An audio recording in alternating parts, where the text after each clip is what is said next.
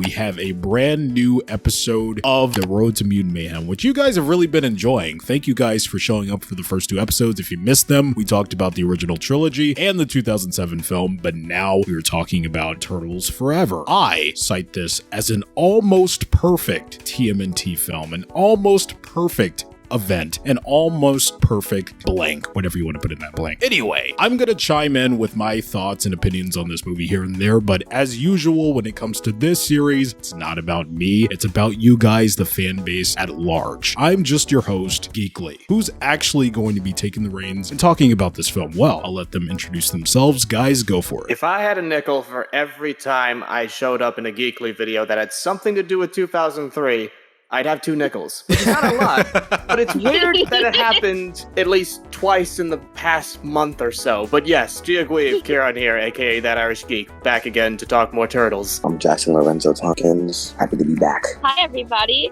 I'm Maddie, Madison, but everyone calls me Maddie.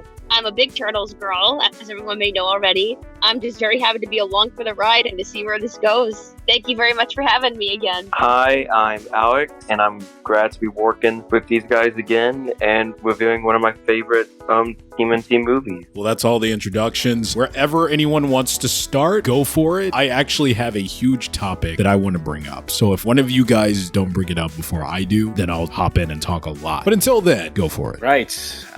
Where to begin? We did watch this film actually on call previously, so our memories of this film is pretty fresh in our minds. Yeah. Granted, I don't have many notes taken because we were kind of chatting over it a little bit. Always a good time. That's great. Absolutely. It's beautiful. I enjoy this movie. It goes without saying, 2003 is one of my favorite iterations of the Turtles. It's one of the ones that cemented my fandom in a way, because it was the one that really brought me back in beyond just the 87 reruns back in the day. Obviously, there's problems with it. There are certain elements of the actual show that feel like they're kind of missing from this film, and I think that was also kind of done mainly to cater to newcomers, because I imagine there are some fans of the 87 cartoon who had not touched Ninja Turtles in a long time until seeing this film and had virtually nothing to go off of in terms of the 2003 Turtles. Right. So that's why, I think we were talking, Bishop is nowhere to be seen in this film, which is kind of weird considering the military is involved later on in the film. He took a staycation. They called him up and said, Bishop, we need your help. And he was like, no, if it's those turtles again, you're on your own. Leave me alone. I quit. This would have been like Christmas for Bishop. Why didn't he show up? That's crazy. Pretty much, yeah. I guess he just, look, guys, space is my thing. I'm not equipped to handle alternate realities. Also, it goes without saying, spoilers for 2003 if you hadn't seen the show at this point, but... Listen, if you're a kid and you don't know about 2003 yet, that's your fault. You should have been born earlier. Wow. I kind of feel like a joke. They kind of feel like they are thrown under the bus in this one. They're not as confident. They're played out as like a little joke to see how the 2003 ones are better, stronger, cooler, and badass, Well, 87 Turtles? You hit the point that I wanted to tackle. That's why I say this is almost perfect. It's almost perfect. The way they handle the 87 Turtles in this is borderline disrespectful. It kind of kills the enjoyment of some scenes for me. Yeah, I'll get more in detail as to why that irks me, but I'll let you guys unpack that side of the story first before I hop in. That also ties into one of my biggest complaints. I wrote in the PowerPoint, well, I didn't make one for Turtles Forever, but it ties into 2003 as a whole and why I have an issue with it. This movie in particular, I think I wrote something along the lines of, if it weren't for the 87 Turtles, we wouldn't be here. And 87 Turtles are basically like the godfather of this franchise. The way the 2003 Turtles just constantly bash on them, constantly make fun of them, constantly belittle them, constantly put them down. When they run away crying from a fight, especially, I was like, okay, you're just borderline playing on parody at this point. These are not the 87 Turtles. The 87 Turtles are goofy, yes, but they would never, ever run away from a fight in tears. That that is ridiculous. It goes into like what you said, not only how characters of the 03 universe, the way in which they treat the 87 Turtles, not only is that really weird, but just the depiction of the 87 Turtles themselves is off. It's almost as if it's coming through the lens of someone who read a Wikipedia article and based a bunch of assumptions on that and just wrote them without having seen the show and try to replicate its DNA. I can guarantee you, even though the show has a comedic undertone to it and it's more lighthearted, the situations in universe, the Turtles in the 87 cartoon, they take their situation seriously. It's just that they're more comedic and lighthearted for an entertainment value for us watching. But within that universe, they're pretty competent, I would say. Like, I 2012 think did it better. Yeah, 2012 serviced the 87 Turtles way better. At least the first crossover. Yeah, they did. I think one of the main issues in regards to the portrayal of the 87 Turtles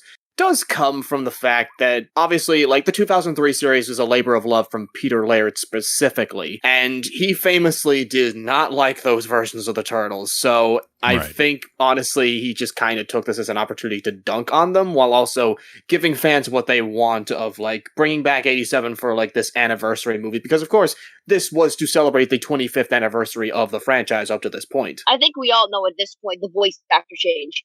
Yeah. Which, was out of their Leonardo, control, but still, it's weird. I get that it was a union issue, like the New York union and the LA union for voice acting was totally different back then. For this crossover, I could not take them seriously. It's with those voices. Like, I will give the guy who's playing 87 Raph credit. He does an almost perfect Raphael impression. But with the other three, I'm sitting there like, it just rubbed me the wrong way. I was like, this must be like the duplicate Donnie episode in the 1987 show, like in season 4 when Donnie duplicates himself and it's just an evil version of him.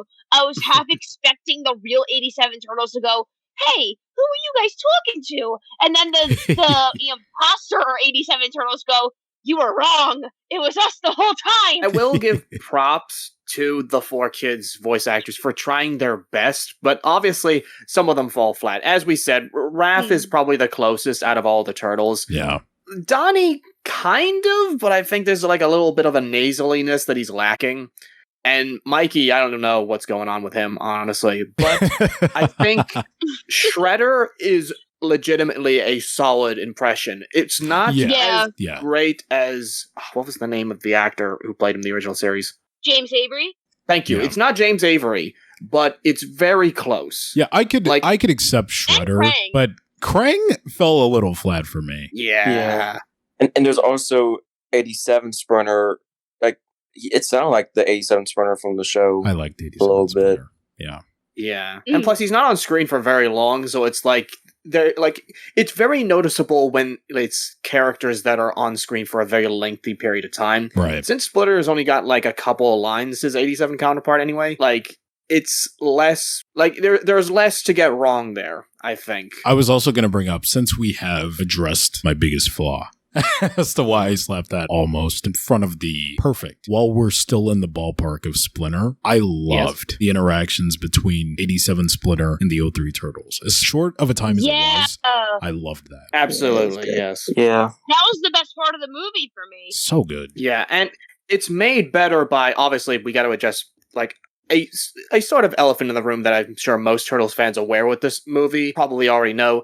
There's like 2 different cuts to this film. There's the 73 minutes. There's a 73-minute TV cut, which I will say is unfortunately the version that's on most DVD releases in the US. And as I've said multiple times in the server and on off call, you guys got screwed over with that DVD release because we in the UK got the full unedited cut, like the 81-minute version with like in widescreen even. Like, yeah. And like. Wow. The moment with 87 Splinter is made so much better by the fact that in the extended cut you have an opposite scene where 2003 Splinter is chastising his turtles for mocking the 87 Turtles. Yes! Like, you're all ninjas. Mm-hmm. You're all welcome here. Do not embarrass me, honestly. And again, this cements... It got better with added context. Yeah, and it cements 2003 Splinter as one of my favorite Splinters. I know, like, everyone says 2012 is best Rat Dad, and I completely agree. But I also have a soft spot for 2003 Splinter as well. And this film shows why. I famously or infamously have a video on my channel citing the best animated depiction of Shredder being 2012. There are certain things about 03 Shredder that I find to be goofy. And not to the show's discredit. I think it works really well. But you have to admit, Shirelle is kind of funny. Yeah, I mean, he very much gives I'm going to end the world Saturday morning cartoon villain. But I feel like Shirelle, especially out of suit in this movie, further highlights my point. He's serving a completely different purpose, and it's doing so with flying colors here. He's goofy, he's big, larger than life, and I think he's great. For me personally, obviously, I've got bias. I like 2003 Shredder a lot. Not to discredit 2012. 2012 is a great Shredder in his own right, and I think, like, looking at it from the perspective of that, like, I think 2012 has got more, like, sympathy behind him because, like, of just, we see more of his origin. Yeah. And, like, his relationship to Yoshi and so on before stuff hits the fan, so to speak. But with 2003 Shredder, obviously, like, the problem is we've got, like, 3 different Shredders. And I love when, like, they bring up the one true Shredder in this movie, and I'm just thinking, you sure you're talking about the Demon Shredder from season 5? Yeah. Like, that's what his title was. For some reason, I just picked up on this. All the footage that 87 Shredder picks up of 2003 Shredder, it's all from season 1. Like, there's nothing else from season 2 and onward in terms of footage. It's just because, like, yeah, these are the golden years. I was about to say, know he was a neutron. Some of the best footage to get. I really hate 2003 Shredder. I hate him. Wait, Maddie. Okay. Oh no. Listen. Oh no. Listen. I, just like with the 2007 episode, I want to do either a recorded or a live debate of the Shredders. Sometimes you just like a real diabolical villain. Like, I like sympathetic villains. They're like always a treat because you get to see, like, you know, the reasoning behind their villainy and so on. That being said, I miss the days of a good old Disney villain who's just evil for the sake of being evil.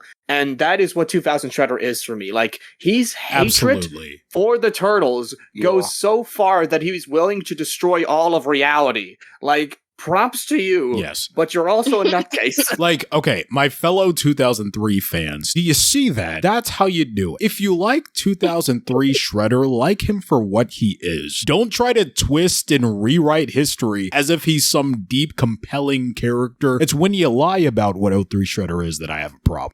Rant over. There's actually a fact. They actually didn't use the 87 soundtrack for this movie because of licensing issues. So, because they made a deal with the 87 designs, but they couldn't make a deal with the soundtrack from what I've heard. It very much feels like a royalty-free TMNT 87 type beat.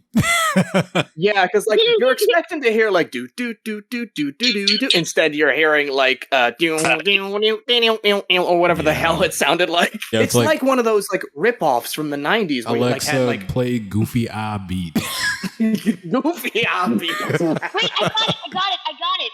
Hey, yo, Bob. Hey, George, how's it going? We doing that Turtles movie or what? Yeah. So we got the 87 Turtles. Oh, that's great, George. I always loved that cartoon, except we can't use the music, right? So, you think you can tell your boys in the music department to, like, I don't know, make an homage to the original? Yeah, I can whip it up to you by Monday. Monday comes by. Hey, yo, George, I think I got what you wanted. You plays it. You're fired. Man, ain't nobody but to listen to that trash-ass beat. We ain't gonna make no money off of that. We ain't gonna get out the hood from that. It's like, who'd you hire, Soldier Boy? I hate 87 Turtles. The 84 Turtles, of course, showing up at the end. How do we feel about Yeah. I do that like... was a saving grace. I do like, since they had 03 bashing 87 the whole time, I do like how they turned around and let Mirage do that to 03. I thought that was cool. Absolutely.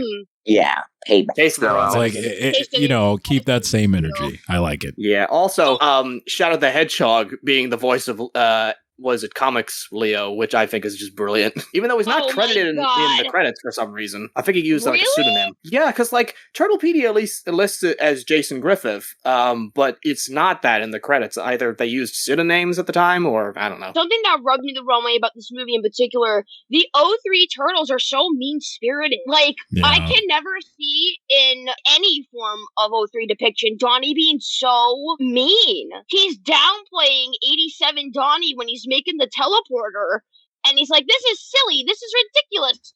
Do you not think Donnie would be freaking the heck out over the fact that he's meeting another version of himself? He would be flipping a table. I wish they bonded more. With what they did with O3 Mikey, like how he was like, how can you not love these guys? I wish there was some element to each of the O3 Turtles that were at least intrigued and like happy about it. Yeah. Like, I mean, like you could have had stuff like can't hate the guys, you know? Like anger, like being in question with like 87 Raph's more like laid back, just like making snarky quips, like how the different Leos handle leadership, and like we get a bit, of course, of like the two Donnies and like their differing like philosophies on tech and science and so on. But we could have used a little more of that. I think it would have like been more interesting.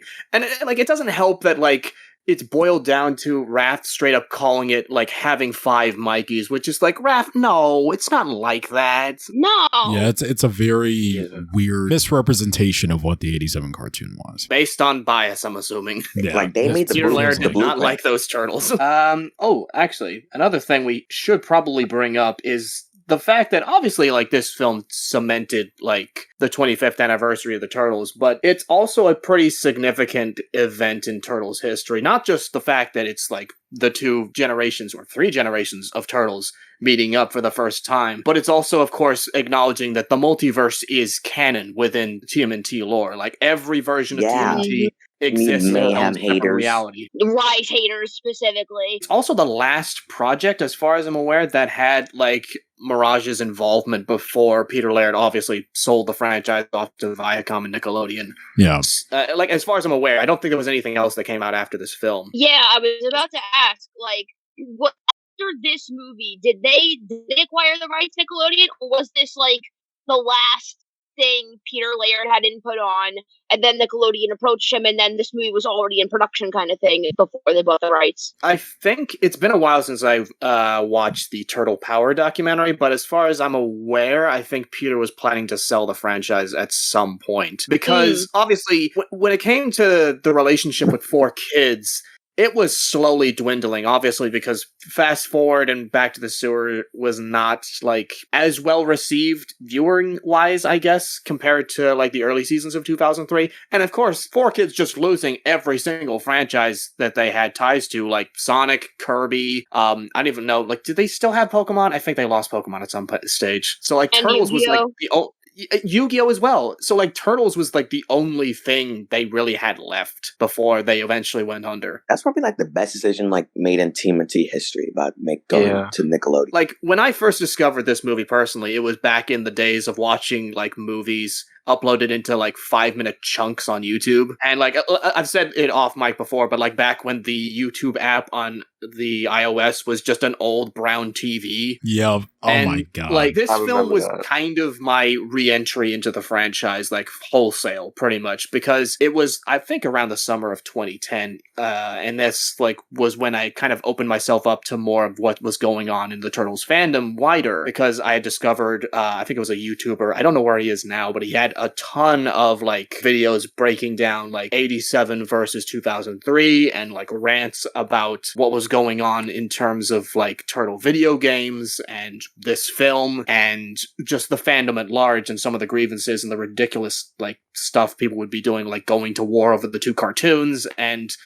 some of the fangirls shipping themselves with the Turtles and their own Turtle OCs, and it's like, that was a weird time for sure. And especially moving into the Nickelodeon era, like it was like uncharted territory like I remember at the time. I've mentioned this like off call, but has anyone else familiar with the fan comic TMNT Odyssey? Yes. Yeah. My God. Yeah. I have not read it. I do have the hard book, but I'm fully aware of like what transpires in it. Basically, it was a fan-made work consisting of a lot of like actual TMNT artists like that were a part of the series, basically serving as like a pseudo finale for the Mirage comics, because Volume 4 never really had a distinct ending as far as I'm aware. Like Peter Laird kept doing issues digitally from what I heard, and then just kind of stopped when the Nickelodeon buyout happened. So a couple of fans and like artists from across like the wider Turtle spectrum, I think even Jim Lawson